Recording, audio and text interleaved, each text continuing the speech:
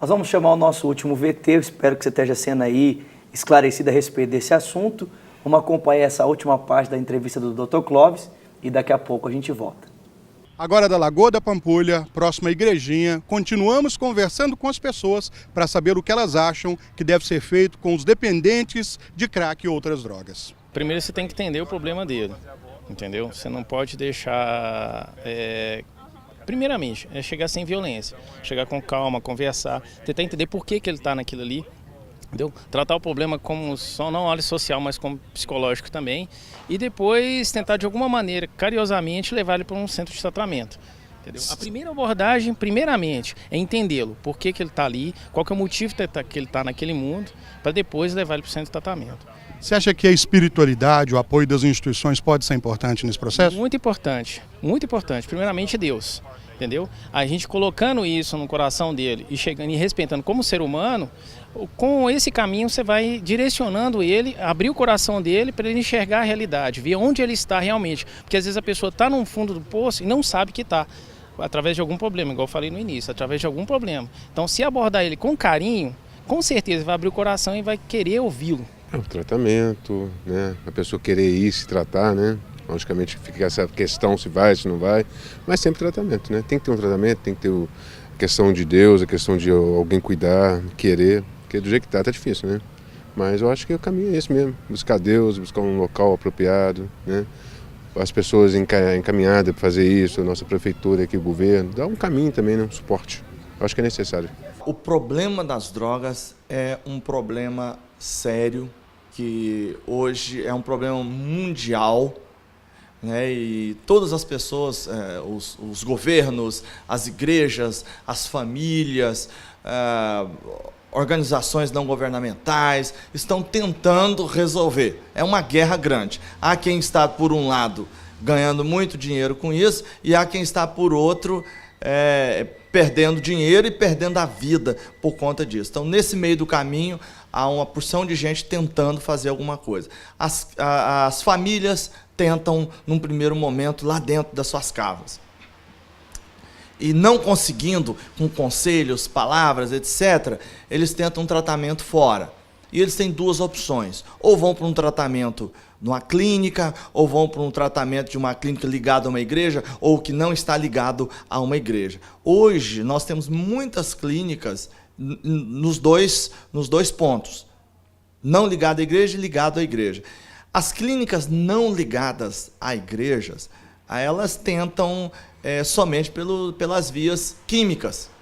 Tentam por vias psicológicas, tentam com conversa, tentam com vários tipos de terapia. Ao contrário, nas clínicas evangélicas, se tenta usar, além dessas técnicas psicológicas, químicas, tenta-se também pelo lado religioso. Ou seja, as pessoas fazem terapias usando músicas cristãs, oração, meditação dentro da palavra de Deus, conhecimento dos princípios bíblicos.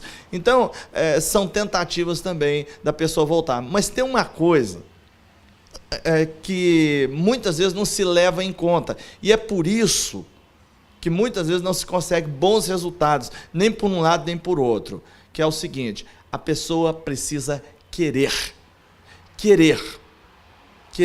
Se ela não quiser realmente ser transformada, ser mudada, ela não vai conseguir. Nosso assunto hoje aqui no programa Resgatados é a sociedade e o usuário do crack. Dr. Clóvis, queria que o senhor falasse um pouco para a gente como que pode ser feita essa questão da interação, da recuperação com as igrejas. O senhor que esteve lá entrevistando as pessoas, o pessoal aí nessa última parte da matéria falou muito sobre essa questão da igreja estar se envolvendo, as instituições religiosas estarem se envolvendo. Sim, o aspecto da espiritualidade foi muito ressaltado e, de fato, ele faz diferença. Nós estamos dizendo que a dependência química é, antes de mais nada, um adoecimento da vontade, da capacidade das pessoas de acreditarem, da capacidade das pessoas de perceberem o quão positivo a vida pode ser sem o uso do álcool e de outras drogas. E aí a vida em comunidade tem a ver com a espiritualidade. Eu sou líder de um ministério lá na Lagoinha que chama Vida Louca, e a gente trabalha fazendo esse trabalho de capelania nas clínicas terapêuticas. Então a gente leva um grupo de jovens e sempre está ali levando uma palavra, levando louvor, fazendo visitas, e a gente percebe o quanto é importante, né? Normalmente a gente vai nos dias em que as famílias também estão presentes, e como que as famílias, né, dos usuários, e inclusive as pessoas que estão ali para se tratar, elas são gratas por esse trabalho de capelania ali junto das casas de recuperação, como ele é importante. O primeiro sentimento das pessoas é se sentir cuidado, acolhido. E isso faz diferença. Eu queria perguntar, doutor Tobias, qual que é a opinião do senhor, como alguém que milita nos vários campos?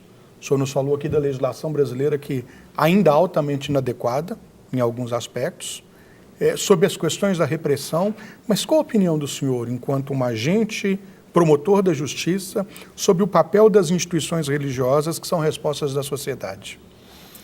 O trabalho e o papel que as instituições religiosas sempre tiveram, têm e acredito que terão durante muitos anos, é de fundamental importância porque eles trabalham com a fé da pessoa. A fé, ela remove montanhas, como diz o ditado.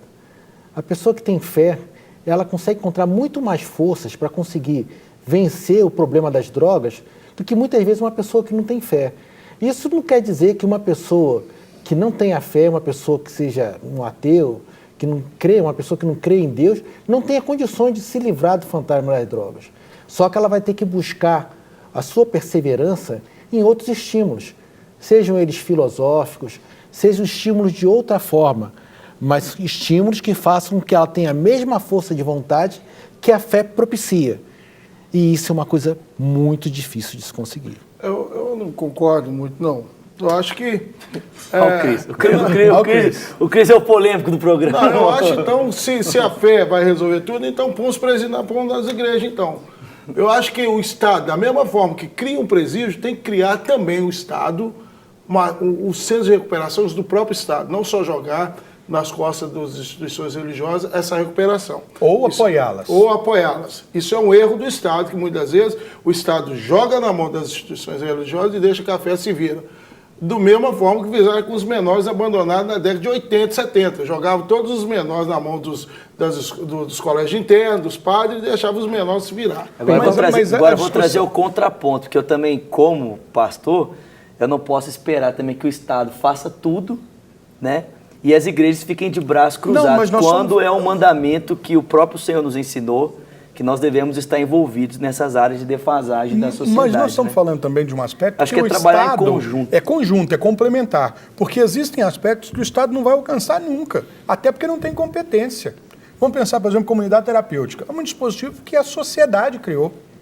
Por quê? Porque o dispositivo convencional, como eram as FEBEMs, que no passado acabaram sendo desconstruídas, não tinham resultado.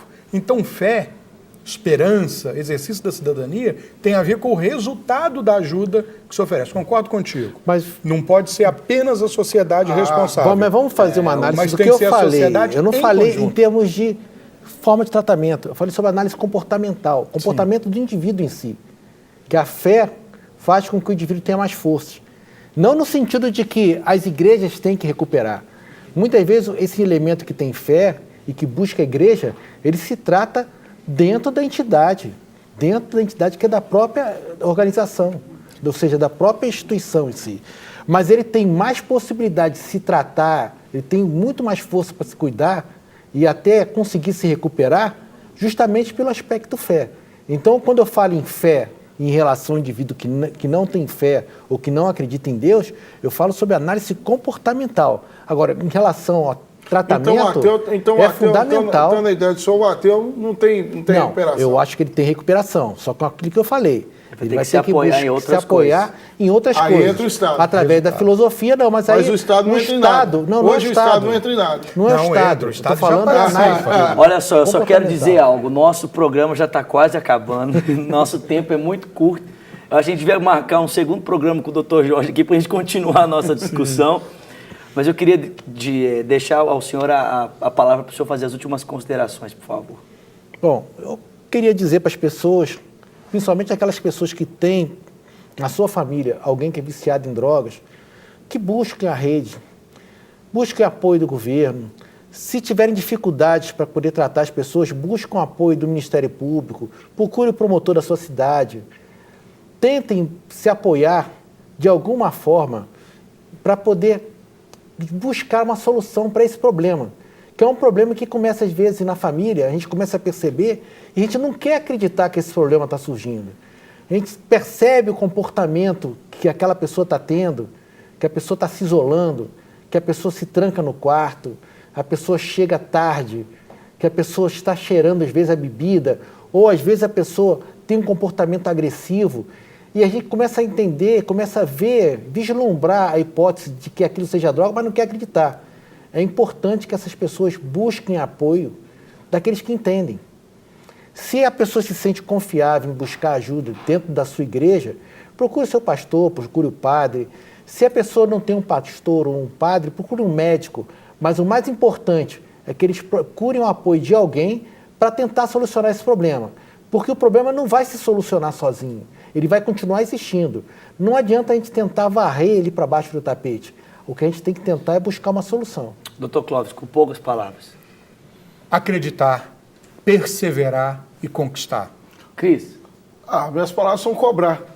Porque, por exemplo, para tirar uma documentação do camarada que precisa ser internado, tinha que ter uma liberação muito mais rápida, tinha que ter um esforço maior do Estado para isso aí.